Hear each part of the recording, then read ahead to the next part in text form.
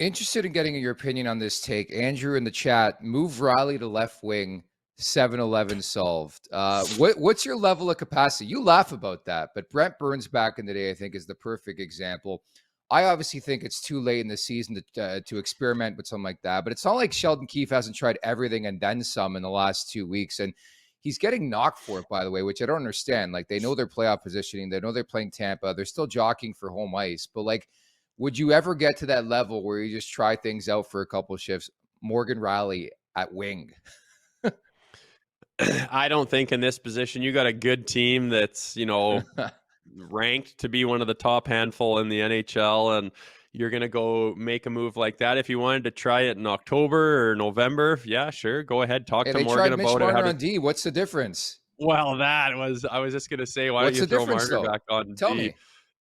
It's a little bit more believable to put Morgan Rielly up on left wing, to be honest with you. That It transition works is. better than a forward going D. I mean, you got guys in the NHL coming down on a guy that's not great at skating backwards. I know there's defensemen that can skate faster backwards than they can forwards, if you can believe that. Those guys are playing in the NHL for a reason. A forward who hardly ever skates backwards unless he has to playing D is just, it's a much, much tougher position to play defense than it is to forward. And you throw Rielly up there, fuck, I don't know. Has he ever played that? Have they ever thought of that?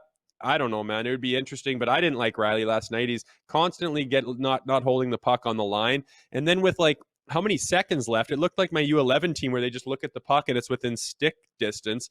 He was coming down just over the blue line. Puck was there to grab and transition it up to somebody to get into the offensive zone. He just kind of looked at it and waited for the guy to skate on it. I don't know if he was gassed or what, but that was a really bad look. I saw someone tweet about it too, saying, I was glad I was the only one that didn't notice that. And he's just not stepping up for a guy of his caliber. I would just love him to have some confidence and just take control out there. And he just always seems to be a step behind scrambling rather than in complete control. I'm just thinking for a team that likes to think outside the box, and again, for a team who was heavily considering, maybe they weren't, Mitch Marner playing D more than usual. I know he had some spins earlier in the season, didn't work out. I actually think it makes more sense for a defenseman to move up front. And you're a guy who played both positions, I believe, in the NHL and pro in general.